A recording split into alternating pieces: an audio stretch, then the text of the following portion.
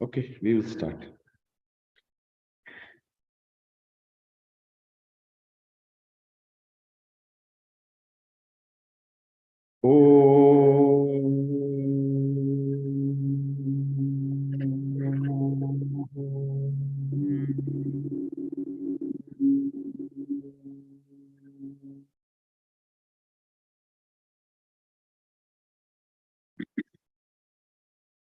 Om Badram Karne Vishunuyama Devaha Badram Pashe Makshaviryajatraha Sthirairangai Tuštuvagum Sastanubihi Vyashema Devahitam Yadayuhu Swasti na Indro Vriddashravaha Swasti na Pusha Vishvavedaha Swasti nastarkshyo arishtanemihi Swasti no Brihaspati dadhatu Om Shanti Shanti Shantihi.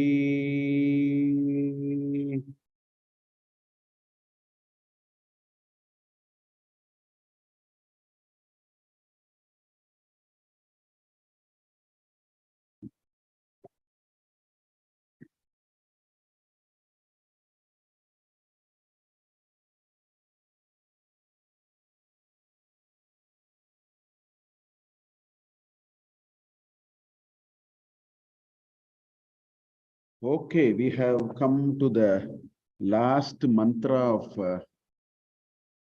the first, chapter of the second Mundaka. There are only 10 mantras. We will see the last mantra today.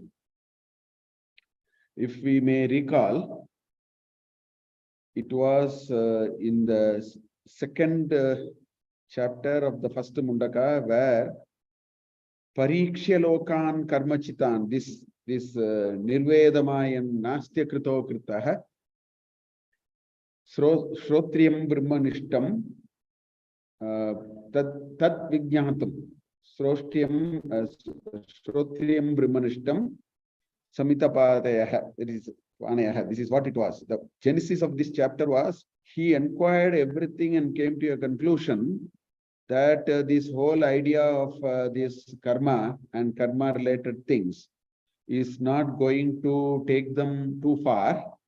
So that was the genesis of this particular chapter. And this is the last mantra which we are going to see. And this mantra, in a way, it's a very deep mantra. In a way, it summarizes all the 9 mantras in just 2 lines. So we will see the mantra, and this is the summary for the first section of the second chapter. Okay. So the mantra goes like this: Purusha yevedam vishvam karma tapo brahma paramritam etadyo veda nihitam guhayam so vidya grantim vikaritiha saumya. Purushaha eva idam vishvam karma tapo brahma paramritam etat yaha veda nihitam guhayam saha avidya granti. The avagraha is for the sandhi. So whenever A and O is followed by A, the A will go. So when you split it, you have to bring the A back. So the avagraha is to indicate that when you do a padacheda, bring the A back. So this is A and O followed by A will go. Lopa, A will become Lopa. That's why bring it back, that avagraha is there. Saha avidya grantim vikariti iha saumya. Vikariti iha saumya. Savarna dirgha. E plus E. That's what is happening. Vikariti iha saumya. So this is a very, very deep mantra. And this mantra actually summarizes all the 9 mantras, being the last mantra of this chapter. So let us just see on the surface of it. And then we will step a little bit into it. Idam Vishwam Purushaha Eva. This whole world is Purusha only. Purusha is that Brahman, that which was what was described. The Srishtikarya was described in all the 9 mantras. So it is only summarizing Purusha Eva Idam Vishwam. And it manifests in terms of karma and tapa. Idam Brahma, Purusha Eva Idam Brahma Vishwam. The whole world is nothing but this karma, and which manifests in the form of karma and tapa. It is nothing but the Brahman. That is what this whole world is. That is what the first line is saying, which is what it started with a Tatastha Lakshana, and then it went into a Swarupa Lakshana, and so many, how the various things happened, they were all explained. Then in the second line it says, Yetat Yaha Veda, one who knows it. Nihitam Guhayam, where is it? Nihitam Guhayam. It is in the cave of our own, that intricate cave. Nihitam Guhayam. That person who knows it, Saha, that person, Avidya Grantim. Granti is a knot. So this is the knot of Avidya. Avidya Grantim. It says, Avidya Grantim. Vikirati. Vikirati is loosens. It unknots or loosens. Iha, not after death. It is not happening elsewhere. It happens now and here. When that realization happens to him, he is able to unknot. So that's what it says. Saumya. Saumya is good looking, young, and this is to the disciple. So the Saumya is used in Upanishad everywhere again and again.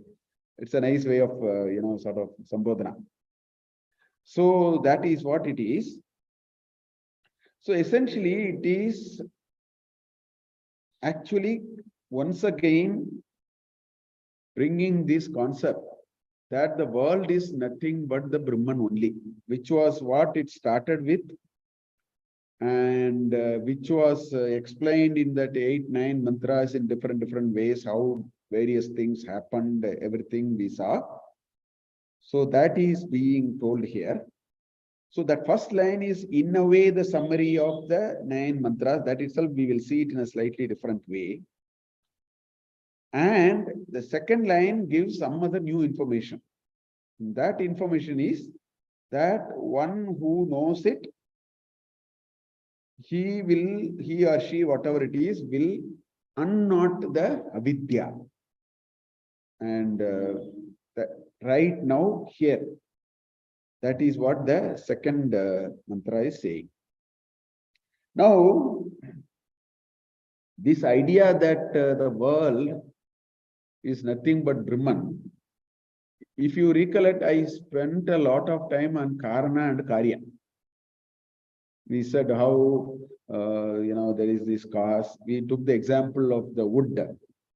So I think we'll go back to the same example to once again understand what is being told here and how we have to actually understand this. So let me take a little bit of a, but before that, some easier things we will see. Says Purusha Evedam Vishwam. The whole world is nothing but the Brahman, Idam Brahman. And Bhagavad Gita put it so nicely in this shloka, Brahmarpanam Brahmavihi, Brahmagno Brahmanahutam, Brahmaiva Tena Gantavyam, Brahma Karma Samadhina. So it put it in another way. What you offer is Brahman, the Agni is Brahman, the person who is offering is Brahman, the Pada which is offered is also Brahman, the destination is also Brahman. Everything is Brahman. And all karma, all actions, whichever we do, in whatever ways we do, they all finally go and the samadhi is in Brahman only. Brahma karma samadhina. So everything is Brahman only. So nicely this shloka brings it. So that is what the Purusha Eve Dam Vishwam Brahma. The whole world is, this is what this anyway, this different ways we saw that. I thought I will just show this. Now we will try to understand this very well. Aproksha Anubhuti, which is about 144 shlokas. It's a very nice scripture of Shankaracharya. There are 144 shlokas are there. It's a very beautiful, another beautiful piece of work. So we'll take some towards the end after he discussed that Aproksha Anubhuti. See, Paroksha is elsewhere. They are indirect or elsewhere. Aparoksha is direct or here. So this whole text is called Aparoksha Anubhuti. The Anubhuti which is a direct here now. That is the subject matter of this particular text. So where it is described in a fair amount of detail. Now towards the end he brings a very few interesting ideas. So that is what I would like to actually bring here. See, he says, Karyehi karanam pashyet, paschat karyam visarjayet, karanatvam tato gachet, avasishtam bhaven munihi. So this is the very nice shloka here. What does it say? In the karya, you see the karana first. When you see a wooden desk, please see the wood there first. When you see a bangle, a nice ring or a bangle or a necklace, see the gold. That is the first part. Karyehi karanam pashyet. We should be able to see the karana in the karya. That is, there is a four-step methodology here. I will explain it, but I am just saying this sloka now. Then paschat, then karyam visarjayet. He says you drop the karyam itself. Here the karyam is the the desk or the chair or the ring or the necklace. He says you drop it. I'm just explaining only the shloka, then we'll see it. Then it says karanatvam tato gachet. Then he says the cause will also go. So you have to understand how can the cause go. He says karanatvam tato gachet, the cause will also go. Then he says avasishtam bhavet munihi. What remains is that person alone. So here Shankaracharya gives a four-step process. Actually, there are four steps here, and it is called Adhyaropa Apavada. This is a standard technique in Advaita Vedanta. It's called Adhyaropa and Apavada. How do you see this? Understanding world is Brahman is difficult. You can say, all these we can say. We can say chair and table, etc., etc., all that we can say. But since that is central to Advaita Siddhanta, that there is only one and not more than one, it requires more than one ways of somehow drilling and making us not just intellectually understand, but also we need to slowly start experiencing it. That is Shankaracharya's Uddesha. So he brought this shloka. Karyehi karanam pashyet, paschat karyam visarjayet, karanatvam tato gachet, avasishtam bhaven munihi. So what is he implying here? There are four things. There is a four-step process involved in our realization of this truth, which we'll have to, So let us take the wooden desk example, because that is what we have been living with. So we'll live with that same example only. We'll take the wooden desk. So first is called Adhyaropa. Aropa means to, latch something onto something. That is called Adhyaropa. So you have to get something onto something else. It's called Adhyasa. In his Chatursutri, he talks about Adhyasa. Basically, you have something, you latch something on the top of it. It's called Aropana, Adhyaropa. So first what he does is, he says, let us first understand the world of multiplicity. And that can be understood only with the Adhyaropa. There's no other way to understand. For example, we should be able to, whenever we see the world of wooden objects, the only way we can understand is they are made of wood. So now we have to, latch a nama rupa on what is called wood. We are not, latching wood onto the chair. We are attaching chair to the wood. Actually speaking, wood exists. We somehow created a tag called chair. We talked about all that. So you bring this nama and rupa and attach a tag to it. This is called adhyaropa. So the first are the two stages. Desk is a product or an effect. First, this is very easy for us to understand. Desk is only a product. We don't have to spend too much time in explaining or convincing somebody. Ornament is just a product of gold. So that's not a problem. Necklace is nothing but a product of gold. Chair is nothing but a product of wood. Table, etc., etc. So stage one. So now we are bringing a name and form and attach it onto wood, and we start understanding it as something else, which is our normal understanding. We don't go this deep. We don't waste our time, breaking this chair into so many, some may say it is hair splitting, but, if you have to understand deep concepts, you have to drill deep. So this is stage one. And stage two is to deeply contemplate that wood is the cause for the desk. So from the karya, so we start with karya. Product is easy for us to understand. The 6 trillion living species, which includes Stavara Jangamaha, are all product.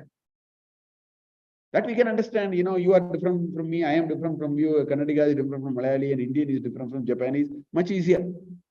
Bedroom is different from hall, hall is different from auditorium, auditorium is different from bathroom, etc., etc., etc. That is the easiest thing. We are so stupid in karya. Karya is nothing but adhyaropa only of the name and tag onto the karana. So therefore, you understand the karya in the concept of karana. So that with a little convincing, people understand. Oh, yeah, I understand. Now when you say I am able to understand, oh, after all, this is good only. For some reason, I am calling it chair. That's okay. So I still see multiplicity. But in stage two, although I see multiplicity, I am able to see the oneness in the multiplicity. I am able to appreciate the wood now. Therefore, while I am seeing aneka, but what is behind the aneka is also I am able to see. But I see both of them. So that is stage two. Introduction of wood as the cause of the desk. So therefore, with a little more repeated contemplation and thinking, what may happen, which is what happens to a carpenter. For a carpenter, he doesn't see furniture, he sees only wood. He sees different forms of wood because he is stooped in woodness. His living is based on woodness and so many things that are happening to wood. So he is steeped into it. That's why in my mother tongue, there is a nice saying. The saying says, Kallai kandal nayai kanum. Nayai kandal kallai kanum. There is a nice dog made of a stone. So it says, if you see stone, you don't see the dog. If you see the dog, you don't see the stone. The explanation there is, for a great sculptor, he will actually see a dog there. For an uninformed, he thinks it is a stone. But the same sculptor sees also the world of stone objects through the dog also. So it's a very complex statement like that. So therefore, once we reach stage two, that means whenever we see different artifacts of wood, while we appreciate their different artifacts of wood, we will constantly remind us, after all, they are wood only. That thinking has to steep into us. Then we see a world of wood and a world of multiplicity. Both we are able to see. So far it is adhyaropa, because you are still talking in a divided fashion of karana and karya and karana and things like that. So that is called Adhyaropa. Another way to understand Adhyaropa is, they say, positive ways of explaining. This is another way to understand. You say if there is a cause, there has to be an effect. That's a very positive way of saying. If there is a cause, there has to be an effect. Therefore, if there is an effect, I know there is a cause. All these are positive. There is nothing negative here. We are only inductive reasoning or deductive reasoning we are doing. Since there is a cause, I think there is an effect. That's one way to see. Another way to see is, since there is an effect, there ought to be a cause. So these are all very positive arguments. It is called Adhyaropa. So that is what he says in his shloka, Karyehi Karanam Pashyat. See that Karya is nothing but a manifestation of Karanam. Paschat Karyam Visarjayet. Then you go steep deep into it. That's stage 2. You say that, of course, there are so many Karyas, but actually they are Karana only. So Karyam Visarjayet. You move from that so-called apparent multiplicity into an understanding of oneness, which is responsible for the multiplicity. They are two different perspectives. That is the second stage. Then Karanatvam tataha gachet. You remove Karanatva also, he is saying, let us see how to do it. So that is the Apavada.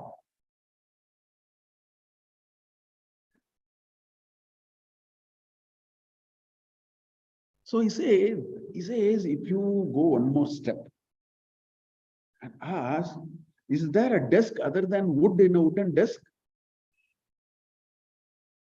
No, there is only wood. If there has been a desk, we could have told you, give me 100 grams of desk and 100 grams of wood. You can't give 100 grams of desk, you can only give wood. So, is there a desk other than wood? No, it is all wood only. The desk does not have an independent existence, whereas wood has. Desk does not have, because you can actually break all the desk, it will be still wood. You can actually, chop all the wood, it will be still called pieces of wood. If you put it into a mill and then grind it and get powder, you will still call it as wood powder. Wood is there. These intermediate forms have all gone. Wood will be very much there. Therefore, then we understand wood is only nominal. Desk is only nominal. It is purely nominal. And the reason why we are using it is for transaction. Otherwise, it all gets too complicated. It's just for the sake of transacting, we attach some nama and rupa. It serves only that purpose.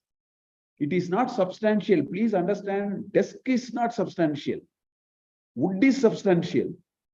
Desk is only a tag which you stick on the top of it. That's why you take the desk, disassemble it, and do a chair out of it. You'll remove the tag and put another tag called chair. So these names are only nominal. The substantial part is now only wood. So if you were convinced of that, you can now reject desk now. Desk is only, we're just putting a tag. Don't give too much importance to desk. It's all wood, wood and wood. So we go to the third stage now. That, well, all these are for the sake of easy transaction, we are attaching all these names and tags there. I know they are wood only. So now you throw away the desk part of it, right? Now, as long as you take desk, then we go to the stage 4. See, now what has happened? From 2, we have come to 1 now. From Karana and Karya, we have dismissed the Karya. We are saying Karya is nothing but Karana with a tag. And that too I did because, it's a little easy, some easy transaction. Communication is a little easier. I can tell you what it is rather than all that. It's all simply for transaction. They are not the quintessential nature. So moment you remove the Karya, from 2 it has come to 1. Now, from 2 it has come to 1. Now Shankaracharya asks, only when you have 2, you have to worry about these Karana, Karya and these terminologies. If you want to live with the thought of 1, remove the Karana also, because if there is 1, where is this Karana and Karya? Only when you bring something else other than 1, then you have to identify some new terminologies. You have to call something as karya, something as karana, because you are recognizing all these. If you have deeply understood that desk is simply a name, it's all wood, wood and wood, wood alone, then this karya and karana terminology, you throw it. You don't need it anymore. You need it only to do all these vyavahara. If you are not interested in doing this kind of vyavahara, why do you need this karana itself? You just take it out. So now he's saying, if the cause is not to be articulated, effect cannot be articulated. That's a negative explanation. Earlier it was a positive explanation. If cause is there, effect will be there. Or if I found effect, there is a cause. Now he's saying, for some reason I don't need a cause, then I don't have to even talk about the effect. All these are not required. I am doing it only for some simple vyavahara and so on. In other words, what he says is only as long as you accept a test, the wood becomes a karanam. Now, since there is only one item, you only see a world of wood now. You have understood desk is only a tag. I don't have to worry too much about it. You see only a world of wood now. Then he says there is no scope for any relationship because there is only one. And since there is no scope for relationship, therefore, you don't need this karanam status. Wood is required. The karanam status is not required anymore. All that vocabulary you shrink now. You don't need this vocabulary anymore. You just take it out. So this is how he actually, comes. In other words, Swami Paramananda's these lectures are very good. When I was hearing it, it was really good. Wooden chair. He used a very nice this thing. He says, in a wooden chair, take English. Wooden chair. In the use of the word wooden chair, wooden is an adjective. Chair is the main thing. So in that usage, chair is substantial. Wooden can be removed. You just think about this English. When you say wooden chair, adjective is not substantial. No, adjective is only adding something which is already substantial. So we use the word wooden chair. He says, ideally, you should not use it like that. You should say cherry wood. He is using words like that. Wood is substantial. This chair is an adjective there. Ideally, he says we should have said cherry wood, desky wood, ringy gold. Look at how important to know this difference.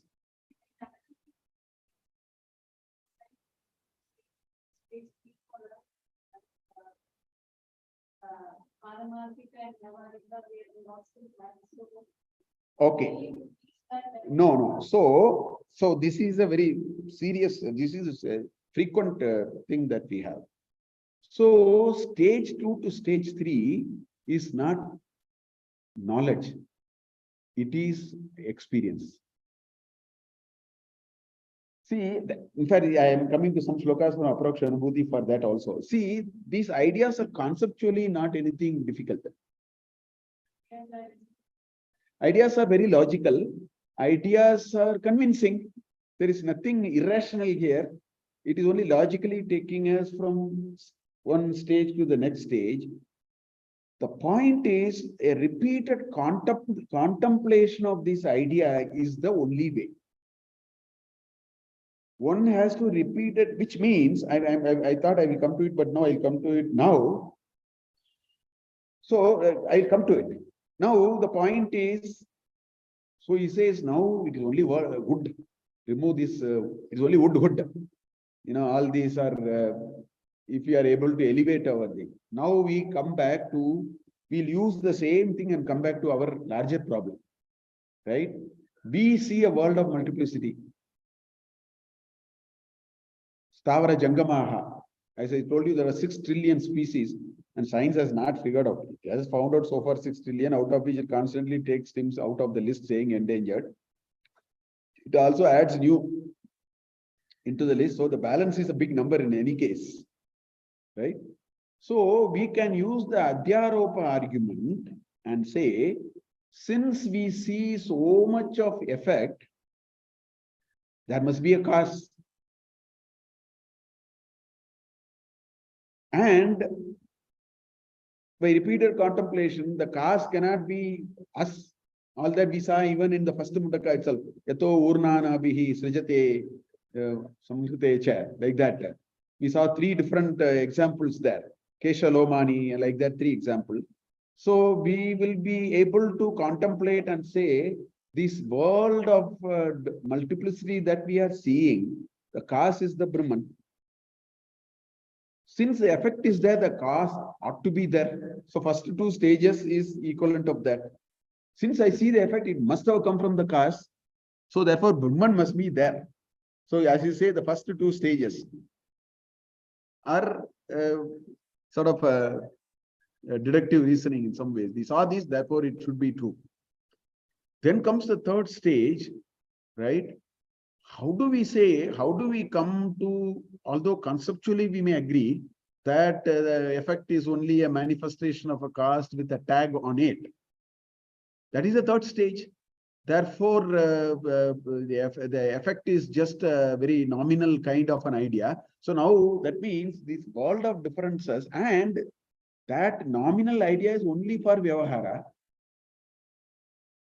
So this idea has to steep into us very deeply, which means we will do Vyavahara. That is the charm of this whole argument.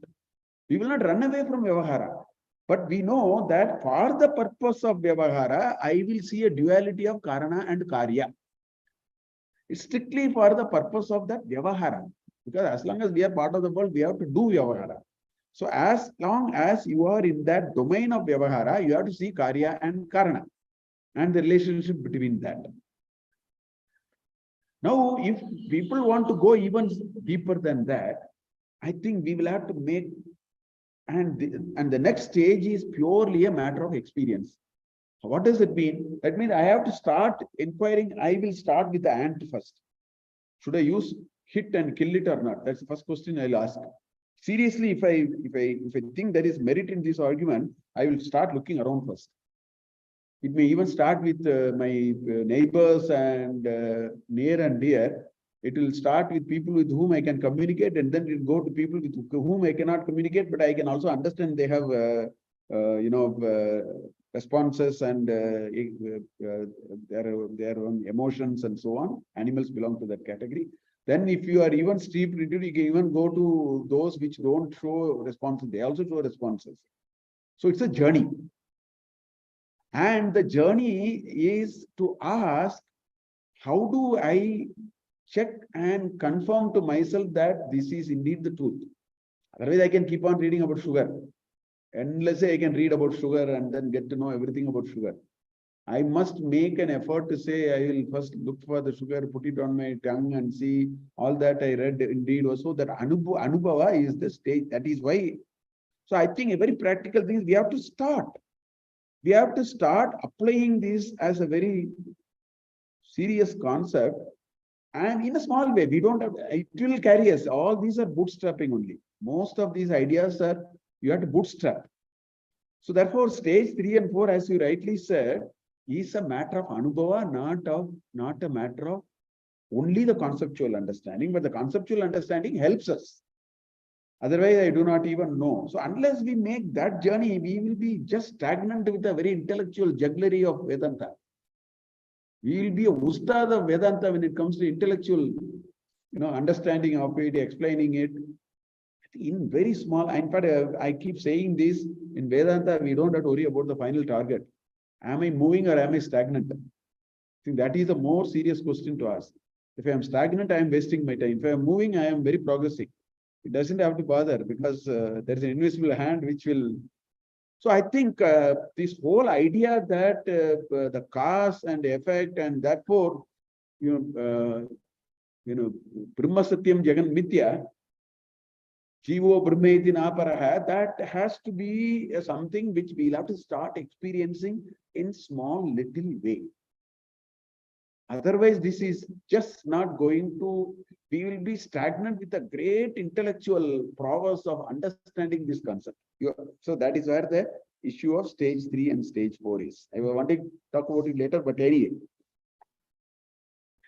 So this Adhyaropa Apavada is telling us a few things.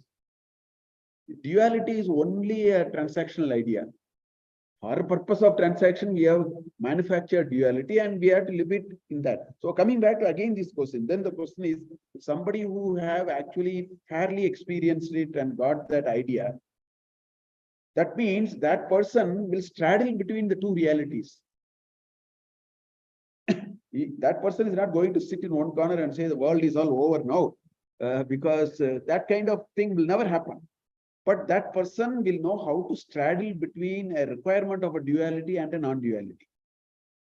In other words, he will keep on seeing the chair and also seeing the wood and then do what needs to be done with the chair and what needs to be done with the wood. He will be able to handle both of them. So the cause and effect duality will go. No need for a causal status because you are not worried too much about the effect. You dismiss effect as a very useful thing for something. Beyond that, I don't want to worry too much about the effect. Don't give too much importance to effect, except that it is useful for us as long as we live. In a very transactional sense, we have to do a few things. They are very useful for that. So in that direction, it will go. And wood alone was, wood alone is, wood alone will be. Whether you break it, even if you burn it, you say it is the ash of the wood. Wood is still there. You'll say this is the ash of the wood. So the wood remains forever. In other words, this. So if you come back to our example, that Brahman was, Brahman is, Brahman will be. In between, we'll come and go because these are only name syntax. So we will come and live, our birth certificate, passport, bank accounts are all will come and go in between. They are all the transactional items, right? So that isness is Brahman. So now we are able to use this logic and say isness is Brahman. It's called Sat. That's why the Swarupa Lakshana of Brahman is Sat Chit Ananda. We'll see that. So Sat is Brahman now. Because what remains is isness. Everything will change. Name, form, everything will change. Wood. That's why I said wood was, wood is, and wood will be. Brahman was, Brahman is, and Brahman will be. In between, you do whatever you want to do, whatever jugglery we are all doing, let us do all that. So the isness, what is isness? That is called existence. Satta. So Sat is Brahman. That is the first understanding of this shloka and this Adhya Pavada and all that. So creation is only a notional idea, a different manifestation for the purpose of transaction, as I was saying. Adjective noun I talked about, should be ideally the other way. If you have really understood, it should be cherry wood rather than wood and chair, kind of a thing, right? So the isness is everything. Then now the question is, how do we know isness? How do you know the existence? If you say existence is Brahman, how do you know existence? Existence is known only through consciousness. Otherwise, how do I know existence? There is no other way. So now existence becomes Brahman. Because if you say existence is Brahman, then existence is recognized only by consciousness. Therefore, consciousness is Brahman. It's called transitive property. If A leads to B and B leads to C, then A leads to C. Simple transitive property. In mathematics, they use this, right? A leads to B, B leads to C, then A leads to C. So if isness is conscious, existence, and Brahman is equal to existence. Existence is known only by consciousness. So Brahman must be then consciousness, because without that, this is not happening. So consciousness is also Brahman. That is how the whole thing comes. And when you say consciousness, we have to understand two things. That's where the Nihitam Guhayam is coming. We will come to that. Consciousness, there are two levels of consciousness. First level of consciousness is, I may call it as a lower level of consciousness. That there are 5 people, Pratyaksha, Anumana, Upamana. The consciousness of the existence. When I'm talking about the existence, there are these secondary existences for me. And that is the world. Correct? Through Pratyaksha, Anumana, Upamana, we will Shabda, Abda and all that we get to know. That is called secondary existence. Now there is one more existence, which is other than all these. And the favorite example I have repeated many times is in a pitch dark room, I know that I am.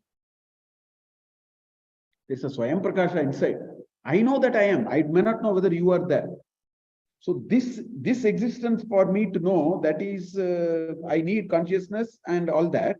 That's one level of consciousness which radiates through my organs, through my indriyas. I understand this existence.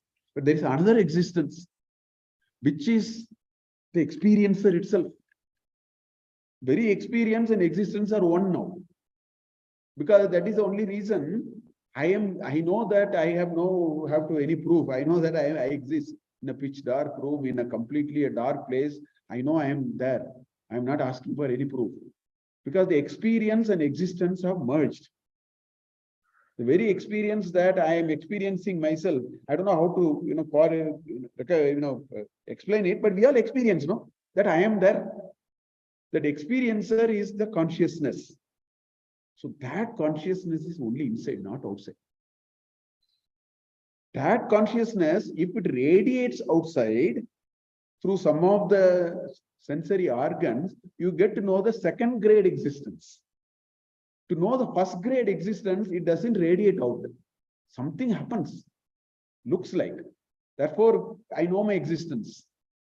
I don't have to ask anyone. Where is that? That is you and that is inside. So Brahman has now come inside now. From outside, it has now penetrated inside. That is what that Nihitam Guhayam is actually bringing. That is what that mantra is saying, that Brahman is consciousness, Brahman is existence, that Brahman and consciousness does not exist elsewhere. It is basically, it is so with you, into you, inside you, that may radiate through something, and you may get the second grade existence, and therefore you think existence is Brahman. But there is also another first grade existence which is inside, which is very near you inside. That's what the mantra says. Yaha Veda Nihitam Guhayam. So it is inside. So Brahman has now been brought inside now, into every experiencer. That experiencer is the Brahman by this argument, which brings it so close. So this isness, that's what I was saying. Isness is Nityam, Sarvagatam and Ekam. Wood is one. Wood is ever, was, now, is, will be. Wood manifests into 1,000 things, objects of wood. So Brahman is again the same property. Ekatvam, Sarvagatam, Nityam. Right? So therefore, existence is Brahman. Same property, so existence is Brahman. Right? And existence is experienced only through consciousness. Therefore, consciousness is Brahman, the transitive property which I was talking about. So the pure existence, that is the first grade existence, my own, mine alone. Pure existence cannot be experienced. Because if you are experiencing, then there is a duality now. This is the challenge there. Moment I say it was good, then there is a padartha which you are experiencing, and now you are saying it is good. You know, you gave me one cup of kesari bath. I said, oh, fantastic. I now experience the taste of the kesari bath and say it is good. So moment I am able to articulate, I experience it is good, you have already brought two entities now. Whereas, as I told you, in the pitch dark room, I find myself. I don't find anything because there's no way I'll find a second thing, but I'll find myself. So the pure experience, the pure existence is the experiencer itself. So there is the experiencer, existence, experience, all are merged into one. So you cannot articulate. You can have a certain anubhava, but it is articulating is very difficult. That's why nowhere in our scriptures, Shruti, Smriti, Purana, they will not say what was that experience. It cannot be explained. The moment you explain it, you are faking. You are telling about something else. So they will approximately say a few things just to, otherwise it is all groping in the dark. Therefore, they will try to say a few things, all are tatastha. They cannot be Swarupa. That's why Ramakrishna Paramahamsa very beautifully says in his parable that the bee will make enormous noise as long as it is all going around the flowers. Once it sits on a flower and starts sucking the honey, the sound is all over. It's all silence. Because there is no room for any of this. Like that, it cannot be experienced because it is the experiencer itself. So therefore, you cannot experience outside. You cannot really explain that quality of. So in all the Mahatma also, they don't explain anything of that experience. Because by its very property, you cannot. In fact, on seeing the Mahatmas, on seeing Bhagavan Ramana Maharishi, and yes, and saying what he said, the Bhaktas interpret and write something. If you find, they don't say anything directly. Because nobody can say. It's all merged into one. The existence, experiencer, and the experience are all one. So there is nothing you can do about it. That's what our Shrutis are also saying, right? So one can be only the witness. That's all. That's why they are witness, and there is only an extent to which they can articulate that thought. Right? And that experiencer and what is called the experience and what is the so-called experiencing avastha, all those are nothing but there is a witness which sees everything happening. Also the silence of the mind also. When something is happening, mind is in chatter. Even the same witness only seeing the silence of the mind also. So that is that possible quantification, characterization of the Brahman, which he says it has come inside you now. It is part of you and it is you. That kind of a thing. That's why this Upanishad mantra says, Veda, Nihitam Guhayam Veda. So I was hearing Swami Paramarthananda, he gave a very good example. He said, the electricity is everywhere. Meaning, everywhere in the sense, basically, it's widely prevalent. But he says, it is available only in a few places to see. You can see it there. Since light is on, you see, there is something here, you see, the plug point also we can see. Right? So he says, the Nihitam Guhayam is explained because this witness is available for a limited manifestation in a few places. One is called mind, buddhi, ahankar, chitta. So these are the plug points. So there you can see. There you can get a confirmation that this is there. See, there is only Ekashloki. One, old man Brahmin came to Shankaracharya and asked him, who am I? And that was a question. It's one Ekashloki. That is the shortest work of Shankaracharya. I have quoted it many times, if you remember. I have quoted it many times. I might have quoted a few times. There's a Ekashloki. So instead of sloka, I'll tell you what it says. Because in concise form, this idea comes.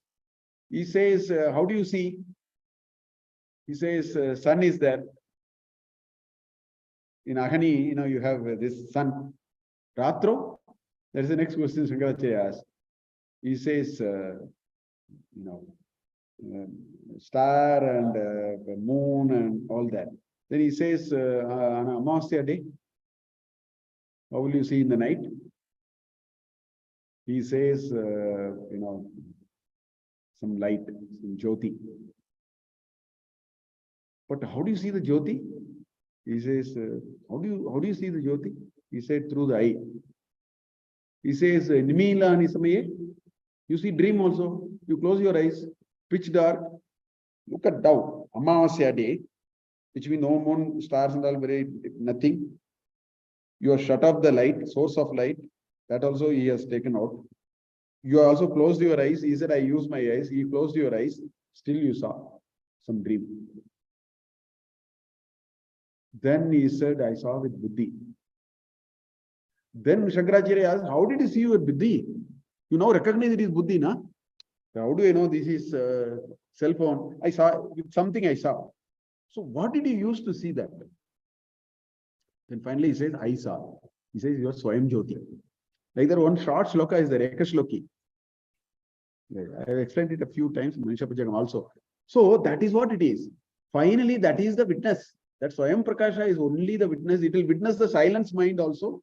And that is why we are saying the mind is silent.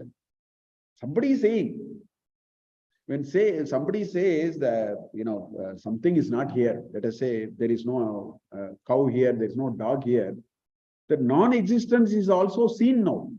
The existence of the non-existence is recognized now. Right? That is the correct way to answer. I don't see is not explained. You say, I am seeing the existence of non-existence. I see existence of no dog. That's why I say there is no dog. So in the same way, there is something which sees, when you say, I don't know anything, you know you don't know anything.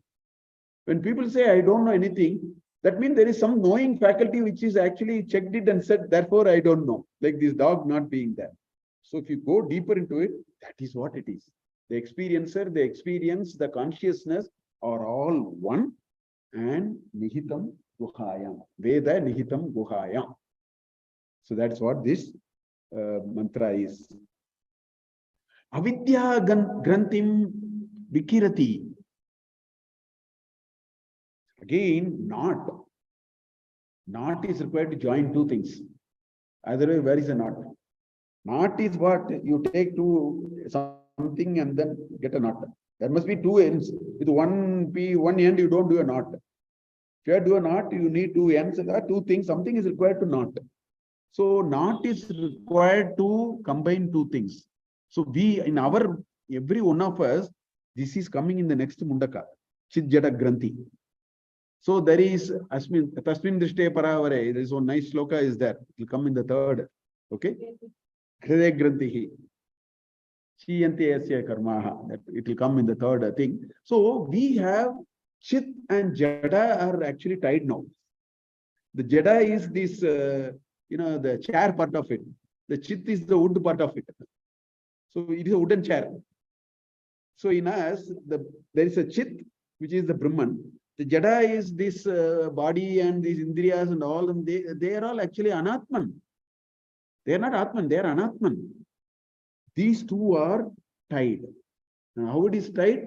Go and see the 20th shloka in chapter 13 of Bhagavad Gita. The entire last six triplets, last triplet of 6 chapters of Bhagavad Gita is because of that one shloka.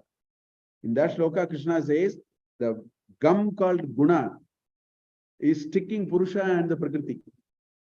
So the Granthi is that actually. So pure consciousness, but attached to Linga Sarira, Sukshma Sarira, Stula Sarira, Abhimana, we attach to things around us, sense of entitlement, ego, everything there are 1,000 things we attach to. The list is very long. You can take a notebook and keep on writing what are all things I attach myself to. You may find it is a very big list. So unknotting, when you say vikirati, you loosen, what it means is that knowledge of experiencing, experiencer, experience, and the consciousness is all one. That understanding that witness in our own ways will take us little away from the Deha Abhimana. That is the unknotting that will happen. Or Atma, Anatma, Viveka will come. What is Atma and what is Anatma? That it will provide that kind of an understanding slowly to us.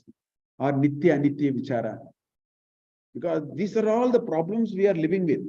In fact, the easiest problem which we can attack before going is the lowest level. I think very practical way to evolve spiritually is to constantly ask what is Nitya and what is Anitya.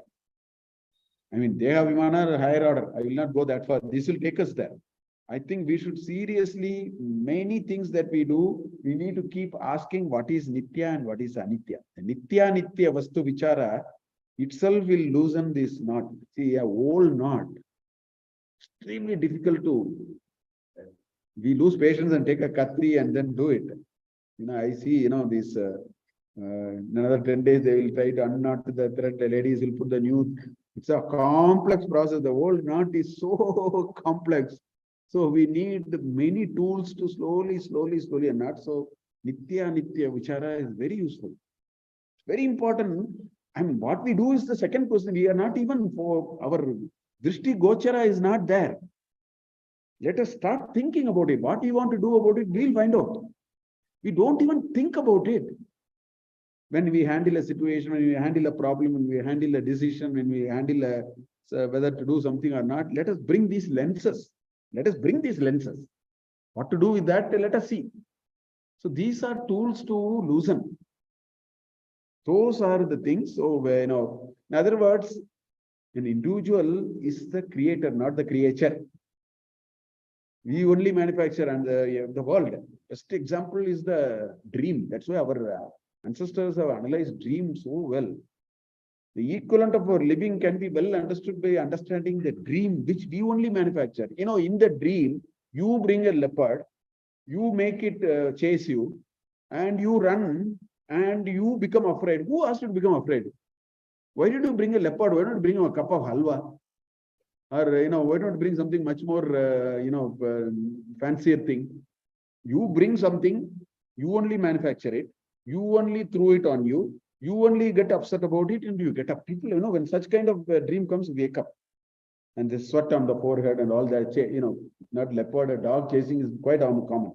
Leopard chasing only for those who do wildlife photography, maybe. Forest dog is the equivalent of the leopard now, forest. So we only did it. So if we understood, I only created it, I am the creator, not the creature, I become a creature in that Swapna. That is the problem. I forgot that I created, but I thought I have been created, so I go through the motions of it. I go through all challenges of that. Our waking is only an evolved way of dream. That's why our Rishi says this is another level of dreaming here. You have to wake to another level. When you wake to another level, you'll understand you are not a creature, you are a creator. So that is what will happen when this avidya granthi is sort of loosened. There are 3-4 slokas. I'll take a few more minutes. We'll logically close it. Otherwise, we'll have to spill over to the, So I want to bring a few slokas from Aproksha Anubhuti, where towards the end, these are all the ending slokas in Aproksha Anubhuti. One of them I showed where that Adhyaropa Apavada shloka was there. There are a few things Shankaracharya says. Yehi vrittim, which vritti? This vritti, that there is only a pure consciousness. The Karya Karana puzzle is resolved. I don't need the Karya, I don't need the Karana also because I want to go a little stage. That vritti, that thought is what he is talking. After explaining all that, he is coming here. Yehi vrittim jahati yenam brahmakyam pavanim puram vritaiva te tu jivanti pashubhischa sama naraha.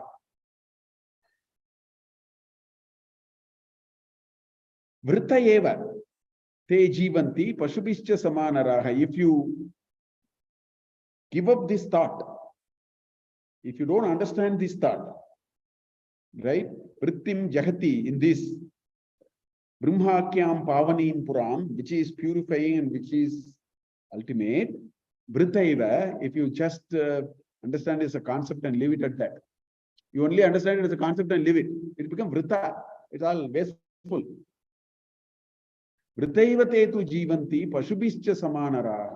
If they spend their lifetime only just, understand it and then give up the thought of it. Just understand it and leave it. They are like animals because they have not woken up to the next level of, level 2 dream, which is the waking dream. We have to wake up to another level, true wakeful state from the ordinary wakeful state. So that's what he is saying here. He emphasizes it with a few more slokas. Yesham vrittim sama vriddhaha paripakvacha sa punaha te eva, I think should be. Teva sad brahmatam prapta eva. Te eva maybe. Prapta. Na itare shabdavadinaha. Itare shabdavadina. Others who just keep talking about it, making noise about it. I know what is Karya, I know what is Karana. There is something called Adhyaropa, Apava. Oh, I know what it is, and that kind of a thing. Right? Shabdavadinaha. Right? They won't go. Yesham vritti samavriddha paripakva. It should become paripakwa. It should materialize so well in you. If it materializes so well in you, Sad Brahmatam Prapta, then you will attain that. Na itare Shabdavadinaha. The others are all simply talking. They are not, seriously contemplating and bringing into their experience. They keep talking about it. They will go nowhere. So we will be in stage 2. We will not be able to go to stage 3 and stage 4. It will be a very long drawn battle. Even to think about that. Kushala Brahmavartayam Vrittihina Suraginaha Tepi Ajnanataya Nunam Punarayanti Yanti Cha. Brahmavartayam Kushala. Knowledge wise, I am number 1. Intellectually, I am sound. Brahmavartayam Kushala. I know all these ideas very well. Right? But Vrittihina, that Vritti has not happened. Vritti means that thought flourishes and manifests within you. That is called Vritti. Vritti comes only out of repeated things that Vritti comes. So Vrittihina, not Vritti Saha. Vrittihina. Vrittihinaha Suraginaha. They will be very Ragadvesha Ityadikam will be with them. Suraginaha. Te api Ajnanataya, such people, Kamsikam Nunam. Punarayanti, Punarayanti, Yanticha. They will be in the habit of coming and going. Samsara Chakra. Punarapi Mananam, Punarapi Jananam, Punarapi Janani Jatareshayanam, Iha Samsare Baudustare, Kripaya Pare, Pare Murare. They will be just in this endless samsara if they stop with understanding it at a conceptual level. Kushala Brahmavartayam Vrittihinaha. So Shankaracharya says these kind of things towards the end, that it is important we not just reflect. Reflection is very important to get convinced. After we get convinced, we have to get into conviction. And from conviction, we have to get into a certain level of action. And action can be very small, it will lead. See, in all these spiritual, growth, the progress is the most important. The initiative is the most important thing. See, in our common parlance, in our working environment, we say, will you finish it in 3 months? What is your target for the next 6 months? What is the target for next year? You don't have to talk all that in spiritual journey. Spiritual journey, marga is correct or not? Are you able to take things and try in our own? We all don't have to do the same thing. We have our own ways, we have our own limitations. But that feeling that we have to go there is the most important thing. And that small steps, then there is an invisible hand which will lead us slowly. So let's not worry too much. I think we should least worry about all those things. But get their path and put our baby steps there. I think that is the most important thing. So I will stop here. This entire 2.1, the first, chapter of the Dvitiya Mundaka, there are only 4 important messages to sort of summarize. One is the Srishti Prakaranam. That is what it is told. Then it with Karya Karana and Adhyaropa and all that, in the last sloka, it said Brahma Satyam Jagan Mithya. That is the second message. And the Brahman has come deep into me. Nihitam Guhayam Aham Brahmasmi and Brahma Jnanena Eva Jivan Muktihi. I think the last mantra has packaged all these, if we can extract it in this many words. With this, we will complete this chapter. We'll go to the second chapter next week onwards, the second chapter of the second mantra. We'll stop here. Om Purnamada Purnamidam Purnat Purnamudachyate Purnasya Purnamadaya Purnameva Vasishyate. Om Shanti Shanti Shanti.